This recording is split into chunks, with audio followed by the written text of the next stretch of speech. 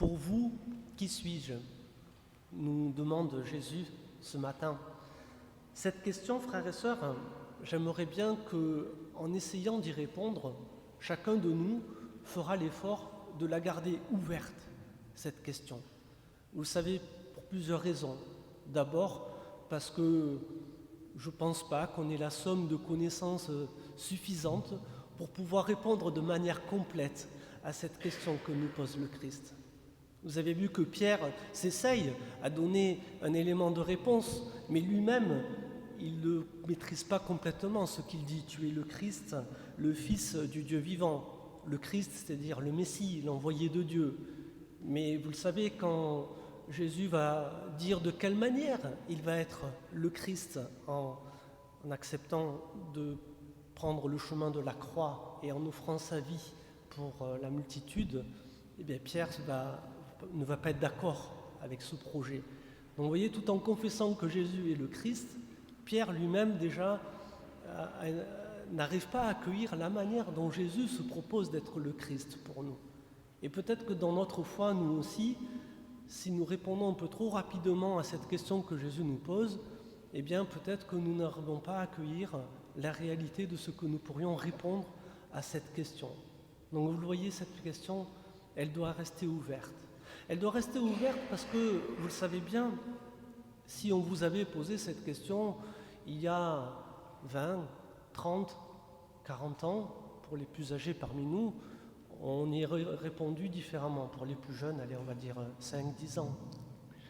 Et puis vous le voyez bien, en évoluant, en grandissant dans notre vie humaine, eh bien notre perception du Christ, elle peut évoluer aussi.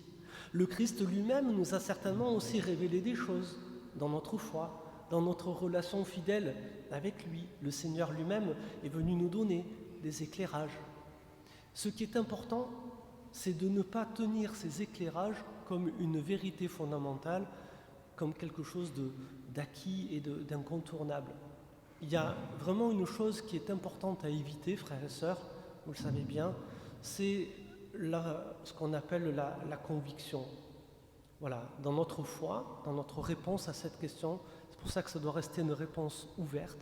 Il faut éviter de s'engoncer dans une seule manière de répondre à cette question et d'accepter l'évolution qu'il peut y avoir autour de cette question. Et puis, vous savez bien comment ça marche. Moi, je vais peut-être amener des éléments de réponse à cette question que pose Jésus. Mais si je prends la peine d'écouter les frères et sœurs qui m'entourent, il va y avoir peut-être d'autres manières de répondre à cette question. Qui aura raison? Qui aura tort? Je pense que la vérité tiendra en acceptant de croiser toutes les réponses qu'on va faire à cette question.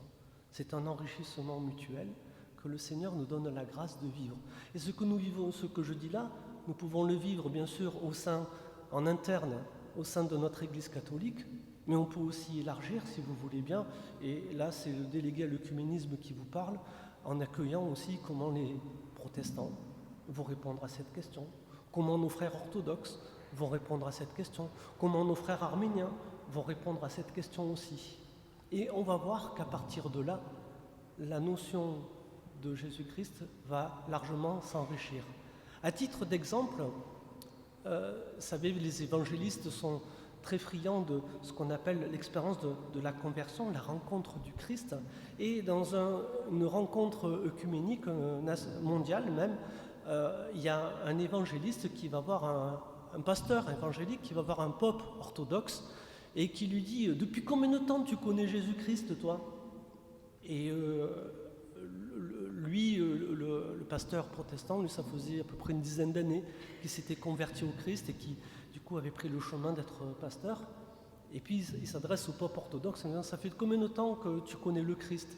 Et vous savez ce que lui a répondu le pope orthodoxe ? « Depuis 2000 ans, je connais le Christ. » Ça veut dire que, et c'est intéressant comme réponse, ça veut dire que ce prêtre orthodoxe ne se base pas que sur son expérience à lui pour répondre à cette question. Depuis quand tu connais Jésus-Christ? Il se base sur toute l'expérience de l'Église et des gens qui l'ont précédé avant lui, et il va puiser aussi là-dedans des éléments de réponse pour se forger son propre opinion et réponse et répondre à cette question. Un bel exemple que nous pourrions nous aussi accueillir. Voilà, ne jamais fermer notre connaissance. Et vous avez vu cette conviction, nous pouvons l'accueillir aussi par rapport à ce que nous dit Paul dans l'Épître aux Romains, lorsqu'il lui-même s'émerveille devant le mystère de Dieu. Quelle profondeur dans la richesse, la sagesse, la connaissance de Dieu. Même lui, Paul, qui a expérimenté énormément de choses dans la vie spirituelle, lui-même n'est pas sûr d'arriver à faire le tour de la question, même lui. Et il nous invite à cette humilité quand il nous dit que les chemins de Dieu sont impénétrables. Qui a connu la pensée de Dieu? Qui connaît vraiment le Seigneur de manière complète, parfaite? Personne, pour l'instant. Peut-être qu'au moment où nous quitterons cette vie et nous apparaîtrons devant le Seigneur, là, nous dit Paul, notre connaissance sera complète. Je connaîtrai, très belle expression de Paul, je connaîtrai comme je suis connu. Mais en attendant, il nous faut accepter de cheminer dans la foi. Connaissez le principe du cheminement. Quand on marche, on découvre le paysage qui se déroule devant nos yeux au fur et à mesure que l'on progresse. Et bien dans la foi, il en est de même. Nous n'avons jamais fini de cheminer. Et c'est pour ça aussi que la réponse à cette question de Jésus-Christ, elle doit toujours rester ouverte, s'enrichir de ce que l'on voit, ce que l'on perçoit de Jésus, ce qu'on peut entendre autour de nous, des frères et sœurs que le Seigneur nous donne la chance de côtoyer. Et puis peut-être, au fur et à mesure, se forger une opinion qui va rester ouverte et qui ne tombera pas, s'il vous plaît, dans le piège de l'intégrisme ou du fondamentalisme. Voilà, parce que dès qu'on commence à avoir une idée très arrêtée sur la manière de répondre à cette question, c'est ce qui nous guette. Ça s'appelle comme ça, intégrisme, fondamentalisme.